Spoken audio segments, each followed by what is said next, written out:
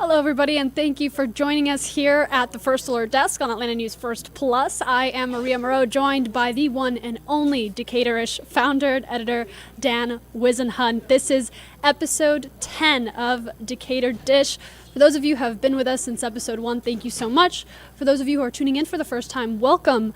Dan, since this is episode 10, we've been doing this for quite a bit. Maybe some more people have joined on this stream to tune in. Tell us a little bit about what this segment is. Well, we're going to talk about news that we publish on Decaturish.com. Decaturish covers Avondale Estates, Kirkwood, DeKalb County, various parts of DeKalb County, Tucker, Decatur, obviously, the central DeKalb area. And we have a weekly email that goes out every Friday at 7 called the Decatur Dish. Decaturish Dish email that kind of contains our top stories of the week. And so that is sort of the basis for this show. We take that series of stories that we put together every week, and we pick the best ones, and we come on the show and we talk about it. So without further ado, let's get into it, talking a little bit about what's been going on in DeKalb County. And I want to start with DeKalb School Board. There was recently a proposal to increase pay. That meeting on January 8th coming out with a couple of items, some of which would be increasing the board member yearly pay from $18,000 plus $450 per the monthly meetings, and then $30,000 plus the $450 per monthly meeting. A couple of other items, but I want to talk about why this is significant right now. Of late, there's nothing the school board has done that screams pay them more, but that in and of itself is the problem. There's a large time commitment to serving on the school board. You sometimes spend as much as 40, 50, 60 hours a month, depending on what committees you serve on, attending these meetings, and there is a gap in terms of who can actually be on the board. So if you look on the school board today, it's people with more economic mobility who can take the financial hit of devoting that much time to service on the school board. And so the idea of the pay raise is to bring the school board more in line with other districts. Keep in mind, the school board manages a $2 billion budget, and they've been at $18,000 a year for a while. So the thought is, if you increase the pay, you might increase the caliber of people and the diversity of perspectives that are on the school board right now. So that's the idea. It's got to be approved by the legislature. I have not heard any sentiment against it. I suspect it will be approved this year, but it's the legislature and it's an election year, and who knows. And you are someone who has their pulse on the community. Is this something that's being welcomed by community, by taxpayers, or something that people have raised concerns about? I think that there's some people who get it, and there's some people who are against anybody in public service getting any kind of money. My personal response to that is, well, you get what you pay for. It is a lot of time and energy that is expended upon running the school district. We do ask board members to do a lot as public servants, and the county commission, just for comparison purposes, I believe county commissioners make upwards of $60,000 a year, and they have a fraction of the budget that DeKalb County Schools does. So then they have staffs and everything else to fund what they do. The school board is a very demanding job. It might not be as demanding as being a county commissioner where it's a full-time job, but it's still an imposition. I do think that there will always be people who don't want to pay anybody in public service anything, but I think people who have watched the school board function or not function, as the case may be, over the last few years can see the logic behind recruiting people who are serious about public education and serious about governing the board in a professional way. And we'll continue to monitor this closely and any updates that come out of that. I know you guys are putting constantly any new information out on Decaturish.com. It's a fantastic resource just to keep keep in touch with what's going on for DeKalb School Board. One major issue that we wanted to spend a little more time on this episode is the alarming rise we've seen recently in pedestrian-involved crashes in Decatur, specifically certain roads of Decatur. For that, I want to get you out to our reporter, Don Shipman, with a look at what's been going on over there and some of the changes that are being proposed. Talking about 4 different streets here in Decatur. This street right here, we are on Scott Boulevard. It is a very, very busy street. Take a look right here. 4 lanes of traffic, and in multiple areas we notice that there are pedestrian crosswalks. Now, this street also has a lot of homes and businesses, including an elementary school. Other streets that GDOT is evaluating, according to our partners at Decaturish, are College Avenue, South Candler Street, and Claremont Avenue. Since last November, listen to this, 7 people have been hit by cars near downtown Decatur. One person, a 16-year-old, was killed. Atlanta News First Chopper over the site of that deadly pedestrian accident on November 6. In all, 4 people were hit in that crash. People who live and work in that area say that speeding drivers has been a long-standing problem. Well, yeah, it's a high speed going through here, going straight. The lights, they should have a better intersection, I think. GDOT is also considering changes to pedestrian crosswalks. For example, the intersection at College and Candler. There's talk of installing what's called a pedestrian scramble there. So basically, all vehicle movement would be stopped and only pedestrians could cross at any particular time. They'd actually be able to cross diagonally through that intersection. At this point, no timetable is set on when these changes would be made, or if any changes at all would be made to crosswalks or to speed limits on those 4 dangerous streets. We're in the First Alert Tracker. Don Shipman, Atlanta News First. So a lot to unpack there. Particularly, we're looking at the timeline from November to now, where we've seen 7 pedestrian incidents, some of them very high profile, that really shook the community, involving minors, involving people that we might know, that we might be friends with, family members with. So for the community, this is something that's personal. And we talked about this on Decatur Dish. I believe one of our first few episodes, we talked about the need to make Atlanta more pedestrian friendly. So seeing this happen, and it's not really new, what goes through your mind? My first question is, what in the world is going on where we've had so many seemingly more than usual pedestrian crashes? You know, back in November, we had 4 in one day, including a fatality, which was just bizarre in and of itself. We had 2 pedestrians hit on January 10th. Drivers were cited in that. We've got a lot of work to do. In Decatur, the thing that really is fascinating is Decatur has already put a lot of work and spent a lot of money on its pedestrian infrastructure. They have the cycle tracks, they have wide sidewalks. So even in Decatur, there is a need for more pedestrian safety improvements. I would like to know personally if there's something behind the trend, if it's just one of those things that just happens because it's happening, or if there's something more that is contributing to it.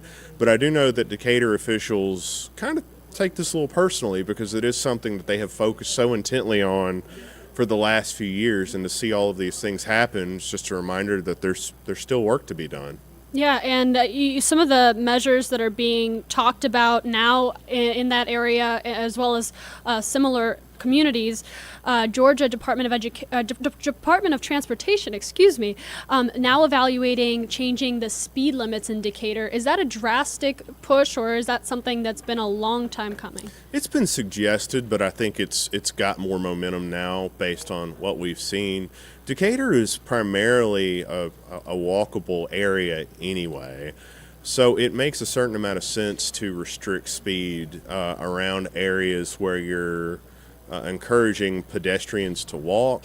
There are some things at play in terms of what roads are used for, whether they can be set at a certain speed limit. There are a lot of different things to work through.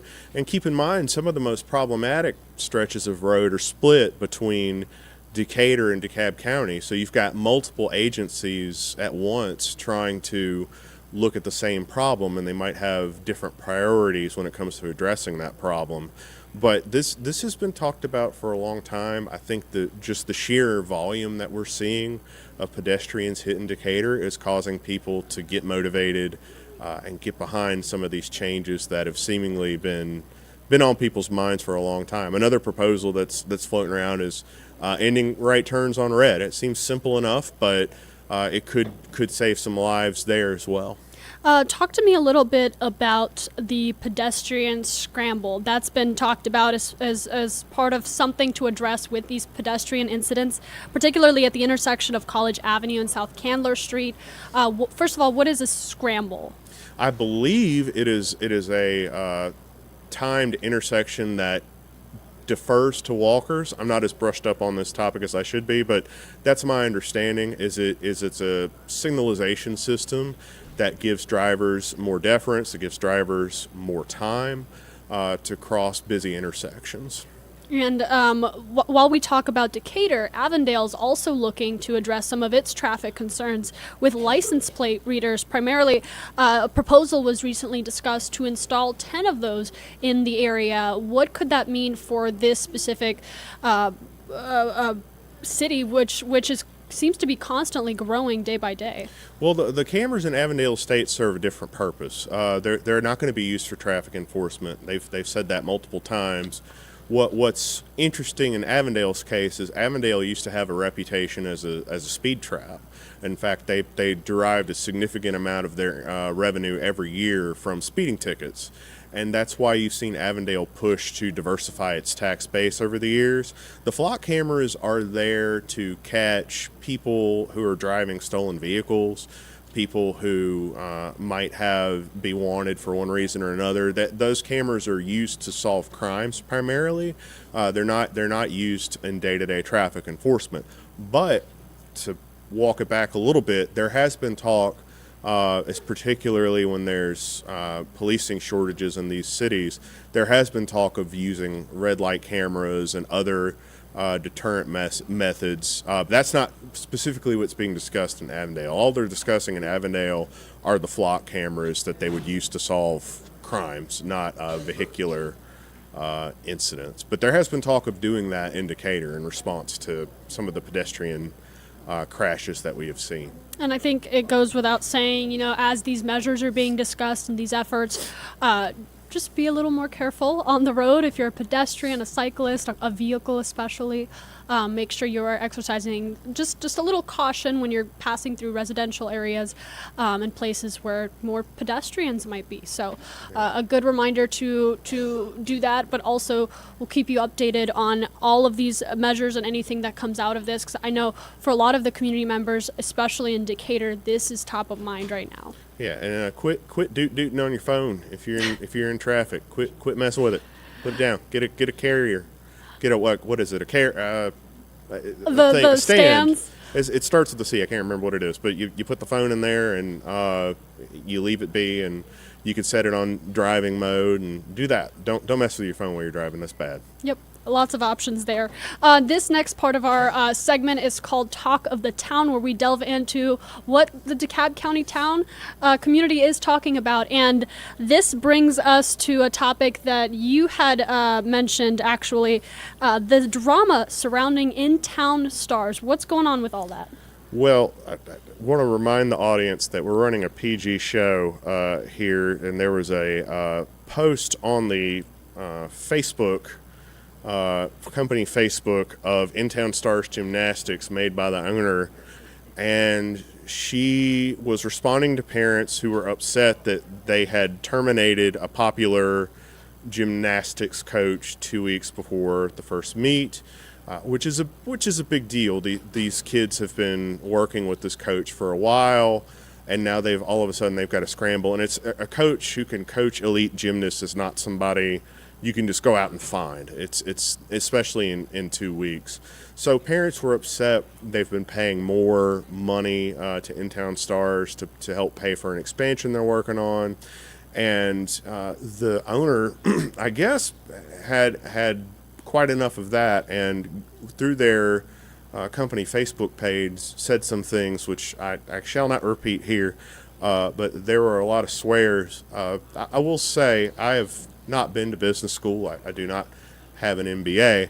I do know it is generally bad business to curse at your customers, though, and there's been quite a few defections from that gym to another gym that's in Tucker. That coach has moved over there as well.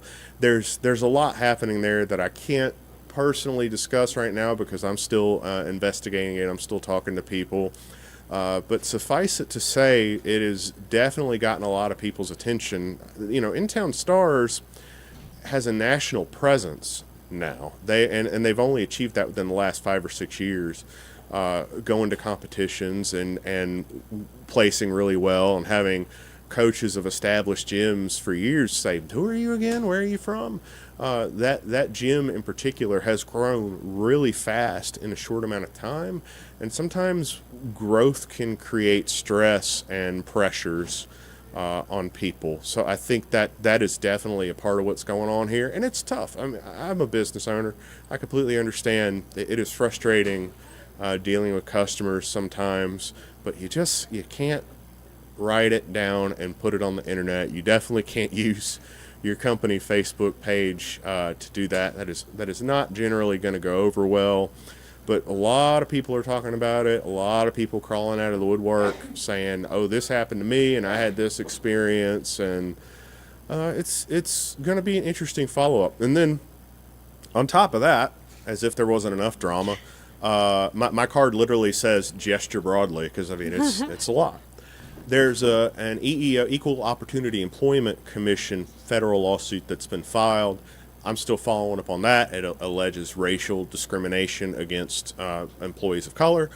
So we're diving into that as well, trying to talk to the people involved in that lawsuit. So In Town Stars, two former employees. Employees. Right. That's right. In Town Stars is not having a great month. Let's put it that way. They've had a lot of their name in the news for reasons that you typically don't want your name in the news. But it is an important part of our community. You know, they were proposing a multi-million-dollar development there on North Decatur Road, some of which has been completed. There are hundreds of kids who have been through that gym, either on an after-school, summer camp, fall camp basis, or as part of this elite gymnastics program that they've got going on. So on one level, it is a local business, and all small businesses have their share of drama, but this is a pretty significant business in terms of its overall community impact and the number of lives it has affected over the years and people who have a connection to this place. It's a very rare thing to have a gym training athletes of that caliber in town. Most people don't want to drive to Alpharetta or wherever to get that kind of quality coaching. So it's significant in that respect. It's important to our community. A lot of people have a stake in what goes on. And frankly, even some of the people who are no longer there still have a desire to see that program or something like it succeed. But it's just gotten to a point where it can't succeed right now because some of the things that are going on. And I know you guys at Decaturish, you and your team will continue to follow this. Absolutely. Some information that you've dug up recently. This is a good reminder for all of you. If you are not signed up for the Decaturish newsletter, this is a good time to stay up to date on developing stories and stories that a lot of people have their interest on, as they'll keep you updated with more information as it comes out. All right, so this next one, I want to talk to you both as a journalist in the DeKalb County community, but also as a dad, as a parent. This has sparked some concern from parents and some students even about a recent decision from Decatur schools to serve cheese sandwiches to students with unpaid meal charges.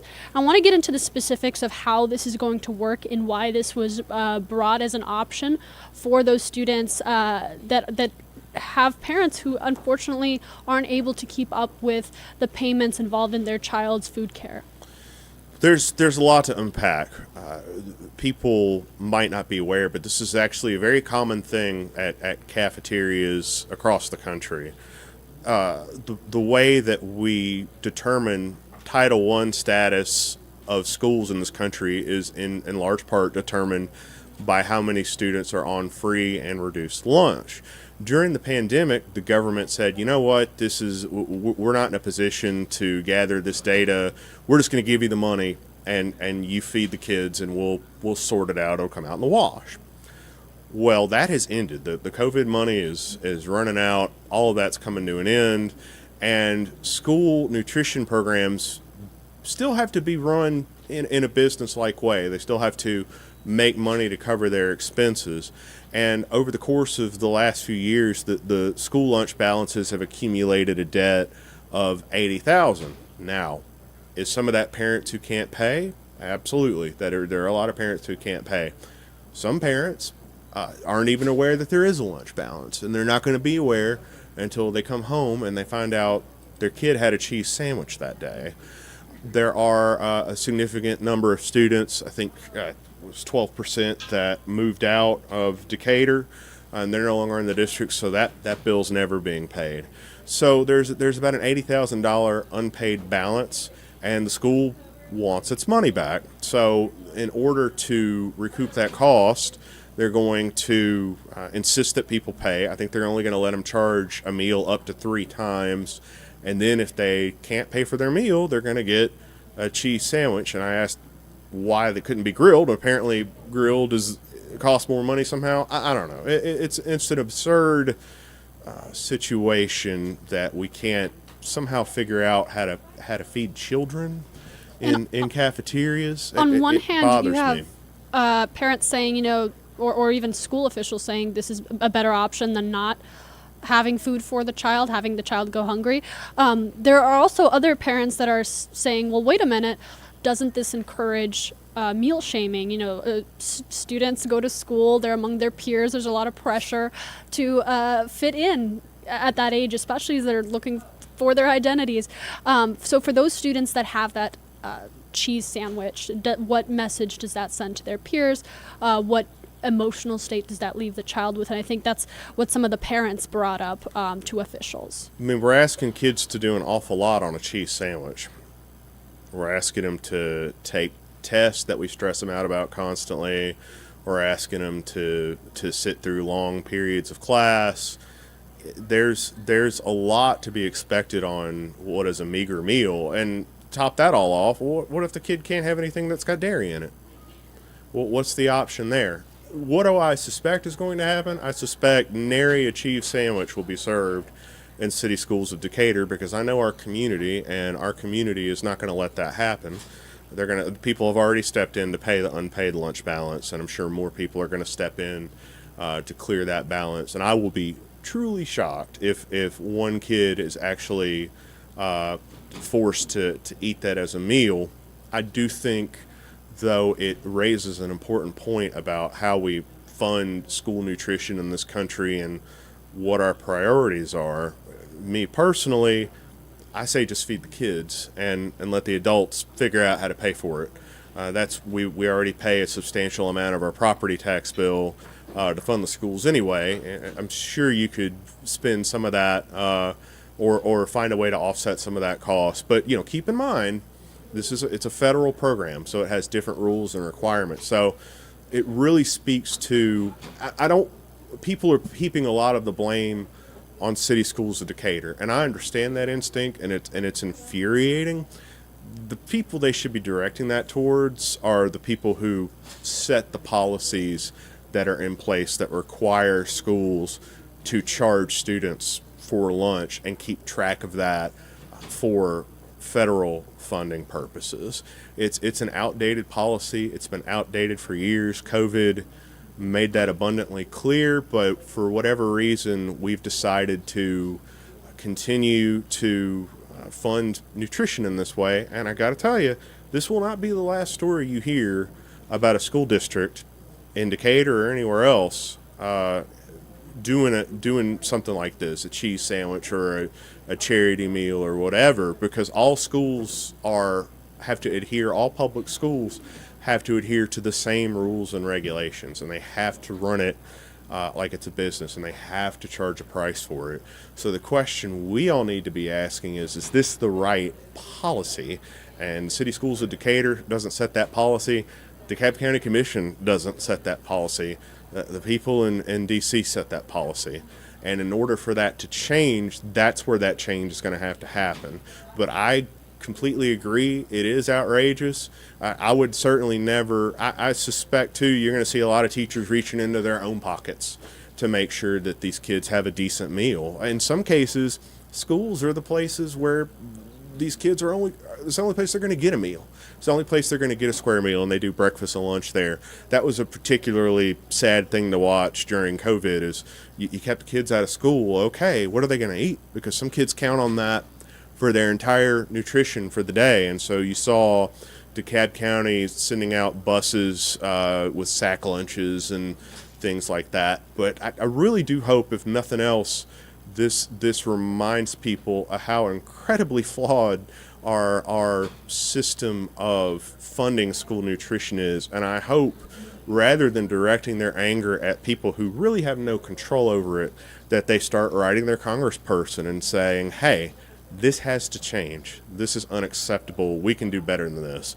Because if we can't figure out how to feed kids a meal, we got problems as a society. That should be the easiest thing in the world, making sure kids have something to eat so they can go learn and get an education. Sorry to get all of my sermon about that, but I've been howling at the moon about this for a long time, and it keeps happening, and I just don't know when people are going to wise up and do something different. And you all on Decaturish.com put out the full email between school officials and parents. So if you wanted to follow this a little closer, get some more information out of it, all of that is there for you. We also have our coverage on AtlantaNewsFirst.com. This is a segment we do every Tuesday at 12:30. You can tune in with us, chat with us. If you can hop on YouTube Live, we'll see your comments. We'll read it out to you. We'll have a little back and forth conversation with you. You can also watch us on Roku TV, Apple TV, and Amazon Fire TV on your streaming platforms. Now, in the meantime, the news never stops, both for us here at Atlanta News First and for y'all over at Decaturish. Where can people connect with your platform? Well, first thing they would need to do is download that Atlanta News First app, where they can get all of the great content that our media partners at Atlanta News First produce. You can get episodes of this show and some of the other stories that are out there. Easy, free way to support what we're doing here at Decaturish. Helping Atlanta News First helps us, and vice versa. So please go get that app if you have not done that. Decaturish.com is the front porch. It's the storefront of Decaturish. It's where you can find all your news. Locally sourced news is a URL where you can go to sign up for our free email, where you'll get the Decatur Dish email. You get the events email every Monday, and you'll get the daily email. SupportYourLocalNews.com. SupportYourLocalNews.com is where you can sign up for a subscription. We need y'all. We need your help to continue this important work. We can't, unfortunately, depend on other people to pay our folks. We have to do it ourselves. So we need the support of the business community. We need the support of the readers to help us keep you informed about what's going on. So you can go to supportyourlocalnews.com to support us. And with that, we will see you next week, 12:30, right here with another installment of Decatur Dish. Thank you so much for watching. If you're watching us for the first time, again, go to Decaturish.com for the latest happenings on what's going on with DeKalb County. Well, have a great day.